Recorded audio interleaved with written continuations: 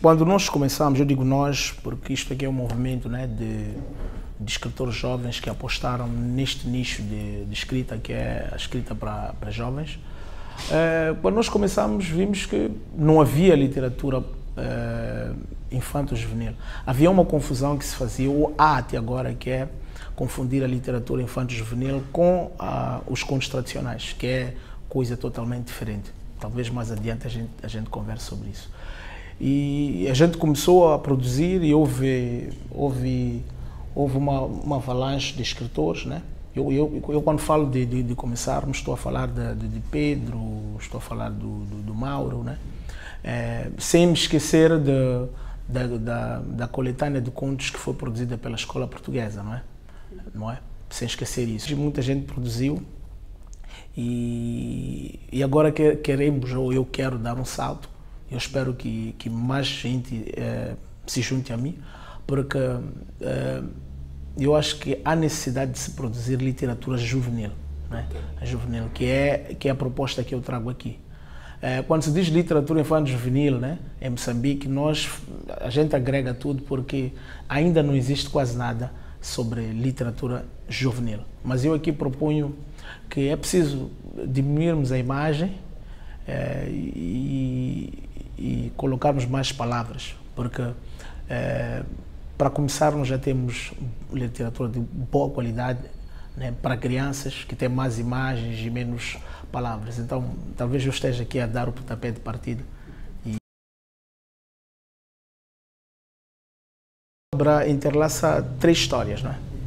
A primeira é de um avô que se propôs a contar uma história para os seus netos quando ele completasse 70 anos. Essa é a primeira história, onde ele vai para a biblioteca no dia do seu aniversário. Enquanto os convidados estão numa tenda gigante lá fora, ele chama os netos e vão à biblioteca e ele tira um livro, não é? De uma das estantes e conta aos seus netos. Essa é a primeira história, não é? A segunda história é a que ele conta lendo o livro, né? Que é a história do número 7, que ao se ver numa situação em que vai desaparecer, ele foge da página em que está para outras páginas e vai convocar outros 7 que vão uma espécie de revolução, vão fazer tudo por tudo para demover o menino que odiava número de não os apagar, né? Essa é a segunda história. E a terceira é a luta que esse menino que odiava números tem em conquistar uma menina que gosta de matemática. Então são essas 3 histórias. Agora, é claro que eu venho de uma tradição oral, então tinha mesmo que ter ali um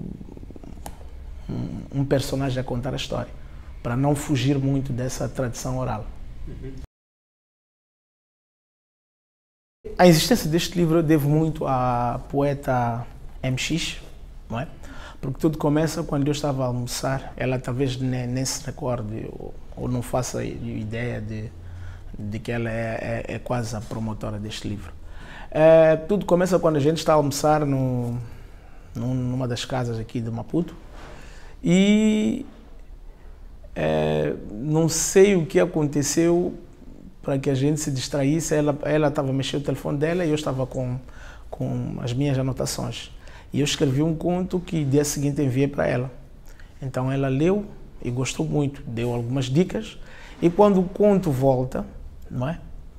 Enquanto eu ia fazendo as dicas, a minha sobrinha, que se chama Mariana, que é um personagem de texto, pergunta-me: por que o tio Celso não escreve um livro para mim? Né? Na altura só existia o 7, não é? O 7 era esse 7 que era rebelde, que foge de uma página para outra para ir convocar os outros 7, de modo a fazerem com que o menino, que é o dono do caderno em que eles vivem, mude de ideia dessa coisa de apagar sempre os números quando não consegue resolver uma conta. Então ela: tio, peço para escrever um livro para mim, a semelhança do que você fez para o Laerte. Laerte é meu filho também, que é o personagem principal dessa história. Então daí surge a ideia. Eu disse: mas olha, por que eu não escrevo um romance? Não é? Então, daí, comecei a escrever e fazendo uma análise transversal daquilo que eu já li, né? Infelizmente, não é nada de Moçambique, não é? Esperamos nós que daqui a algum tempo nós sejamos referências, né? Mas li, praticamente li David Walliams, que é um escritor inglês, não é? Li também Dan Brown, não é? São os escritores com que eu manejei esse livro. Então tudo surge daí, não é?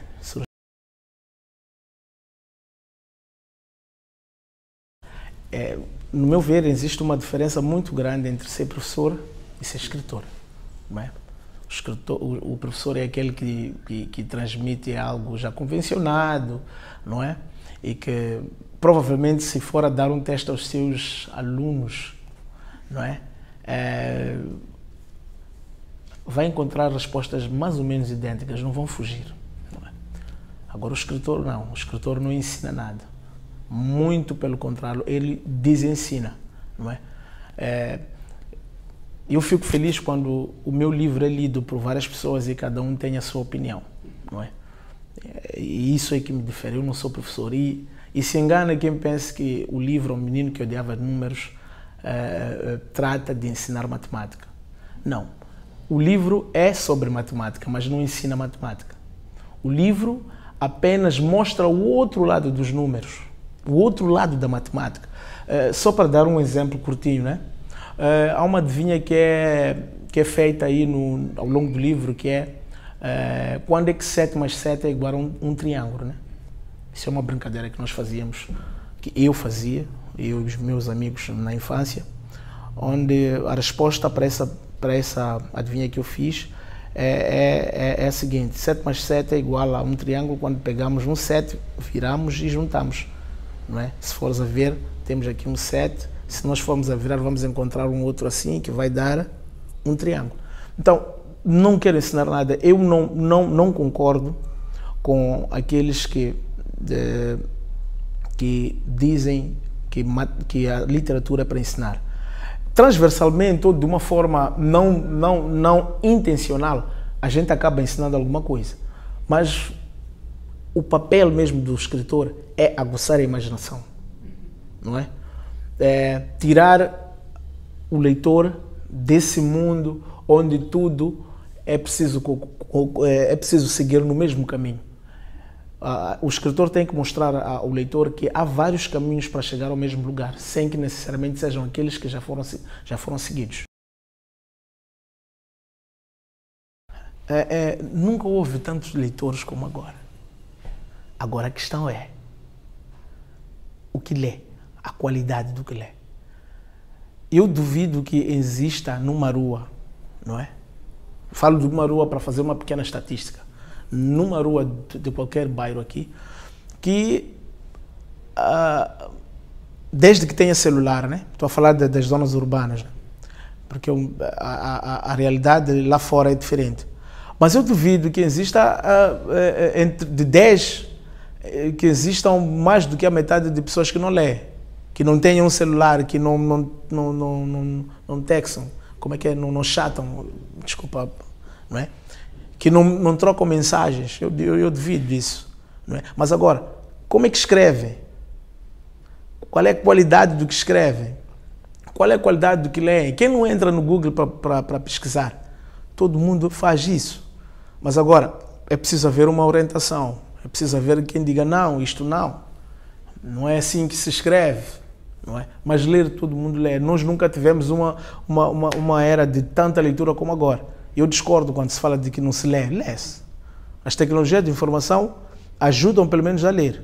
Mas como há uma avalanche de informação, é difícil. É como você entrar numa biblioteca sem rodeio dos livros que vais levar. Você chega lá, começa a ver tantos livros, pega o primeiro vai chamar o segundo o terceiro, e excessivamente. Você acaba saindo dali sem nada, mas a gente lê. Mas agora é preciso haver políticas próprias, é preciso haver incentivo por parte do governo de se fazer alguma coisa para que as pessoas, os nossos jovens, possam ler coisas de qualidade. Leitura todo mundo lê.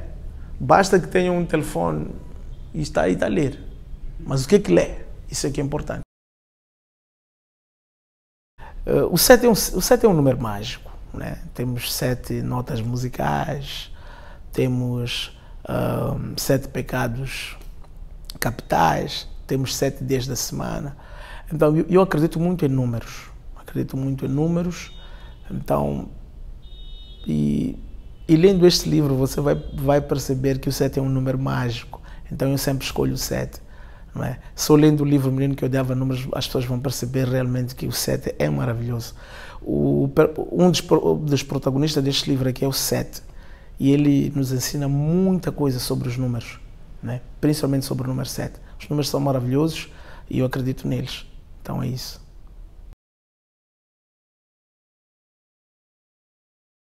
Sim, é uma trilogia. Este é o primeiro livro, não é?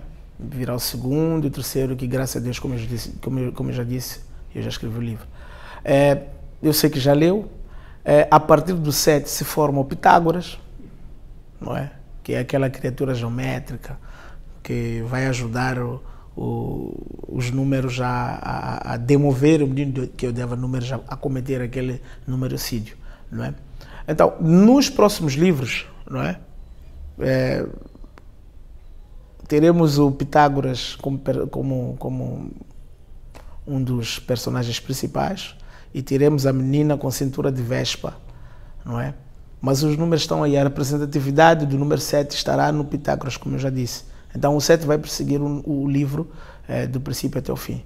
Tanto mais que o livro é composto por 49 capítulos. Então, 49 dividido por 7 dá 7. E o Menino que Odiava Números é mais um livro, né, que veio para preencher a prateleira de literatura juvenil em Moçambique e que nele vai encontrar, não é, elementos suficientes para aguçar a imaginação. Aqui é puro realismo mágico, não é? E dizer também que viver uma história não é mais emocionante que contá-la. Quem a conta, aquele que conta é diferente daquele que a vive, nesse caso eu que escrevi, tem a possibilidade de contar outras histórias, não é? Então leiam um livro, o livro é maravilhoso. Eu me deliciei muito a escrevê-lo. A Teresa Noronha gostou muito de ter trabalhado comigo e dar um puxão de orelhas aqui e ali. Então é um livro para se ler e vão gostar, porque é só o começo de mais 2 livros que vêm.